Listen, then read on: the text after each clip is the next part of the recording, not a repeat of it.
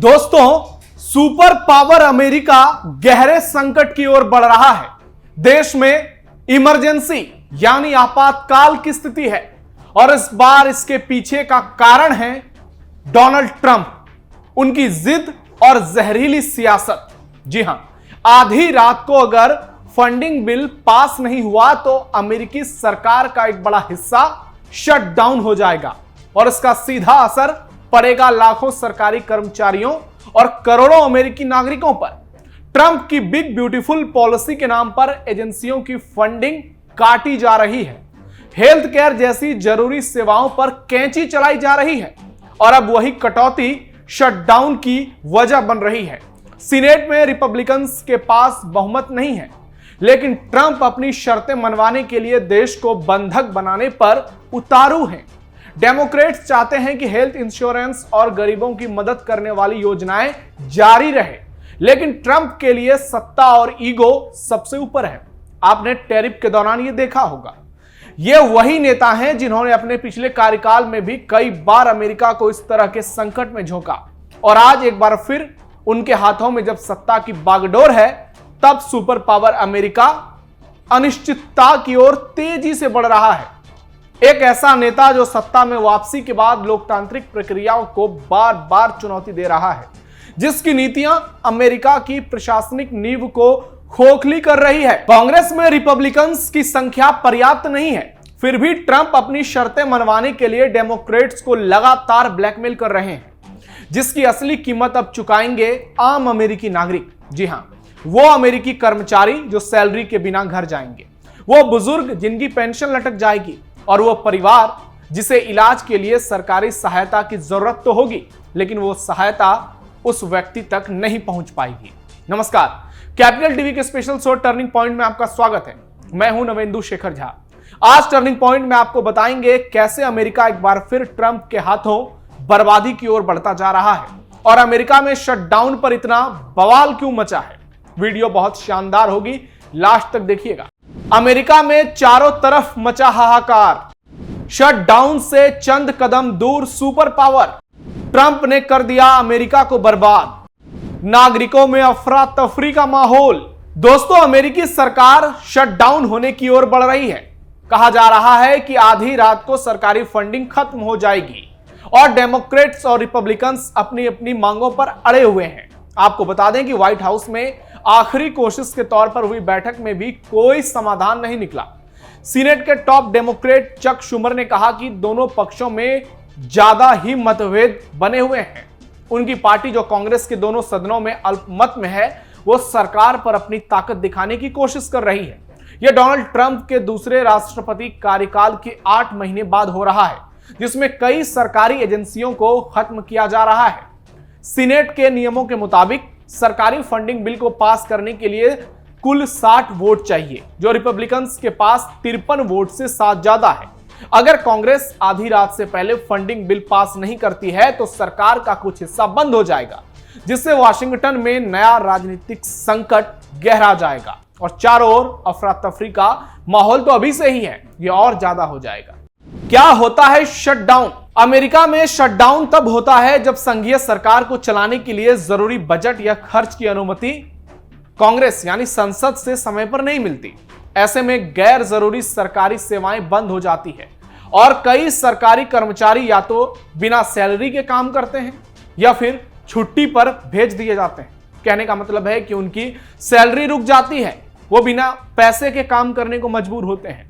यह स्थिति तब तक बनी रहती है जब सरकार और कांग्रेस के बीच बजट पर सहमति नहीं बन जाती।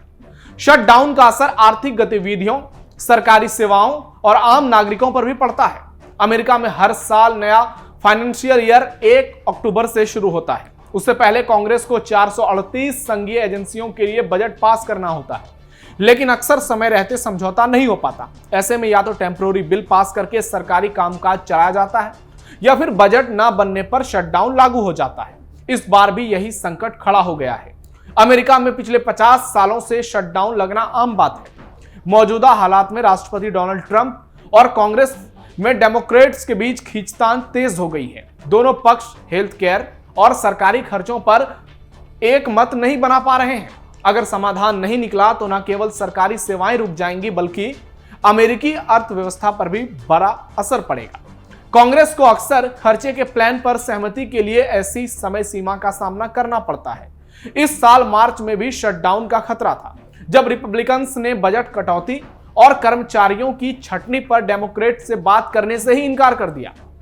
उस समय शुमर सहित 10 डेमोक्रेट सीनेटरों ने शटडाउन टालने के लिए अनिच्छा से रिपब्लिकन के अस्थायी बिल के पक्ष में वोटिंग की, लेकिन उस फैसले से उनकी पार्टी का आधार ही नाराज हो गया, जो अब डेमोक्रेटिक नेताओं से ट्रंप के खिलाफ मजबूती से खड़े होने की मांग कर रहा है। शटडाउन के बाद क्या होंगे परिणाम? शटडाउन होने पर गैर जरूरी सरकारी कामकाज ठप हो जाएंगे। लाखों सरकारी कर्मचारियों को अस्थायी रूप से बिना सैलरी के काम करना पड़ेगा और कई सरकारी सामाजिक कल्याण की योजनाओं के भुगतान में सीधे तौर पर रुकावट आ जाएगी। व्हाइट हाउस ने पिछले हफ्ते सरकारी एजेंसियों को छटनी की तैयारी करने का आदेश दे दिया, जो सामान्य अस्थायी छुट्टियों से ज्यादा गंभीर है। यह कदम सरकारी कर्मचारियों के लिए और मुश्किल लाएगा, खासकर तब जब इस साल की शुरुआत में एलन मस्क के डिपार्टमेंट ऑफ गवर्नमेंट एफिशिएंसी ने बड़े पैमाने पर छटनी की थी। अमेरिका में सरकारी शटडाउन बहुत अलोकप्रिय है और डेमोक्रेट्स और रिपब्लिकन्स दोनों इसे टालने की कोशिश करते रहते हैं, लेकिन अगर ऐसा होता है तो दोनों एक दूसरे पर आरोप भी लगाते हैं। सीनेट के रिपब्लिकन नेता जॉन थून ने डेमोक्रेट्स की मांगों को बंधक बनाने की कोशिश बताया। रिपब्लिकन्स ने फंडिंग को नवंबर के अंत तक बढ़ाने का प्रस्ताव दिया ताकि लंबे समय के खर्चे पर बातचीत हो पाए। दूसरी ओर डेमोक्रेट्स चाहते हैं कि स्वास्थ्य सेवाएं, खासकर ओबामा केयर जैसे कम आय वाले परिवारों के लिए स्वास्थ्य बीमा कार्यक्रम के लिए सैकड़ों अरब डॉलर की फंडिंग बहाल की जाए, जिसे ट्रंप प्रशासन अपनी बिग ब्यूटीफुल नीति के तहत खत्म करने की प्लानिंग कर रहा है। वो ये चाहते हैं कि ट्रंप और रिपब्लिकन्स पहले ये मंजूर फंड को बाद में कटौती करने की प्रक्रिया यानी रेसिस्टेंस से रोके, जैसा कि इसी साल गर्मी के समय में हुआ था। डोनाल्ड ट्रंप ने कर दिया सब कुछ तबाह। डेमोक्रेट चक शुमर ने कहा कि ट्रंप अंतिम फैसला लेने वाले हैं। अगर वे डेमोक्रेट्स की कुछ मांगे जैसे स्वास्थ्य सेवा और फंड कटौती पर रोक को मान लें तो शटडाउन टाला जा सकता है।